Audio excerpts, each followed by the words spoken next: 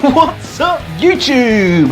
GOI here, and it's Wednesday, so that means our weekly Wednesday video. Today I have some fan theory, well, more specifically, my very own Harry Potter fan theory. Now, I've searched the internet to see if there's anything like this out there at the moment, and I haven't found a single shred of evidence saying otherwise, so I will be coining this as mine.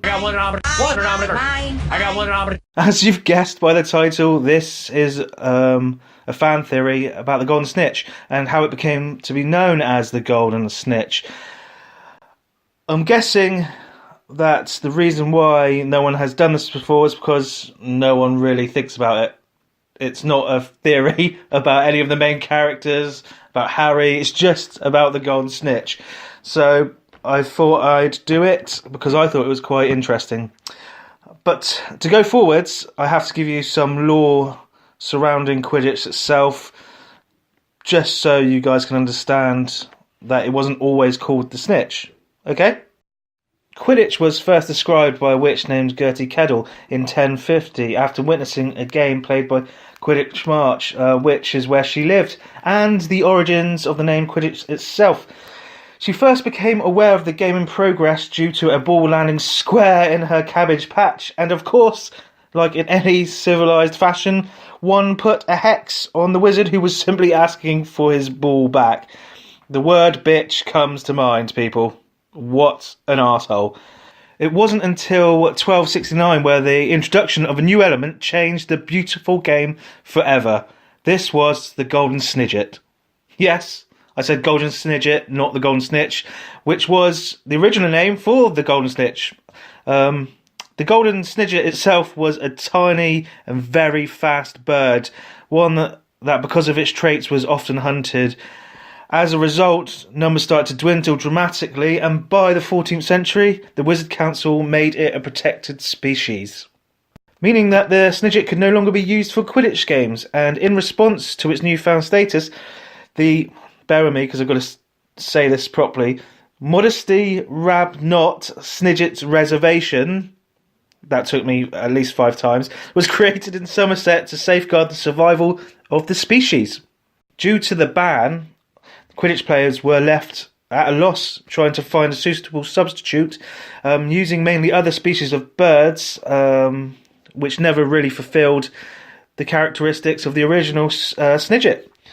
It wasn't until a metal charmer named Bowman Wright from Godric's Hollow who invented the Golden Snitch as we know it today. The date in which this happened is still unclear, but we can safely say it was between 1400 and 1883 in Harry Potter lore.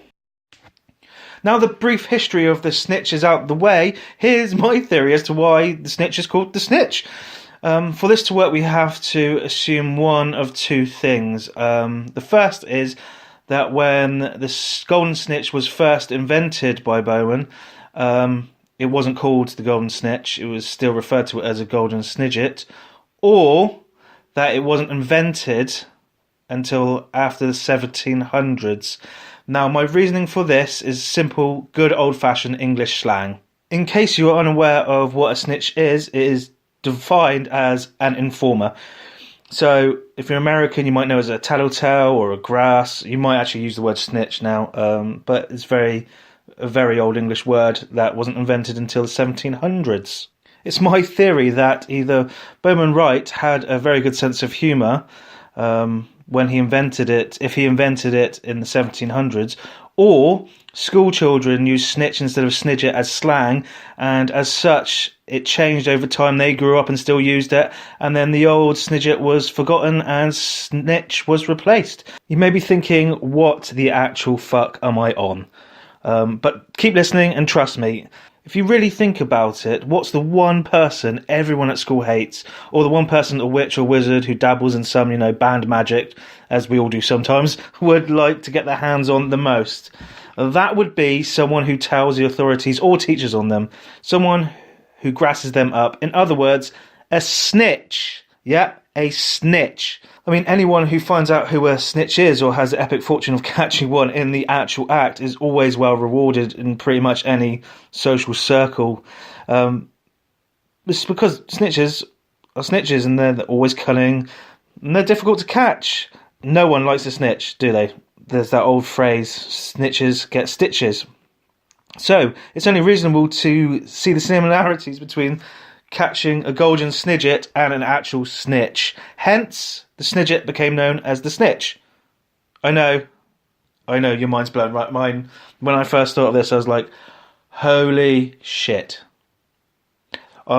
Granted, my mind might have been overly blown considering it's just a tiny ball in a game that's not real, but still blown nonetheless. Now, obviously, because I did make some assumptions, it might not actually fit into the lore. It might not be canon in Harry Potter universe. But there's a part of me that likes to think this is what J.K. Rowling came up with as the name, because it's quite fitting. And to be honest, I think it's quite clever. If that's how she thought of it, I thought that's, you know what, that's right.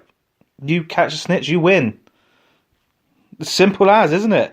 Now, I have gone back and I checked my Facebook page, so if you look right now in front of you, this is the original post I made in May 2016. So if by some freak of luck someone in the last sort of week that I've been writing this script has come up with the same theory, there's proof that I had this a year ago, at least. Anyway, so there it is, my small yet fun little fan theory of the Golden Snitch.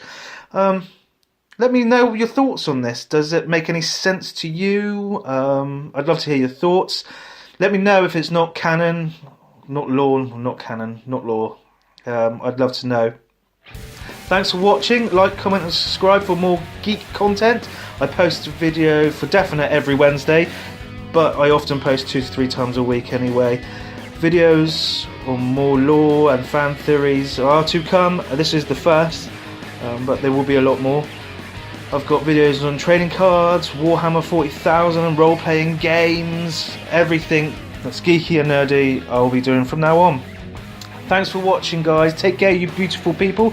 And remember, as always, don't freak out, geek out.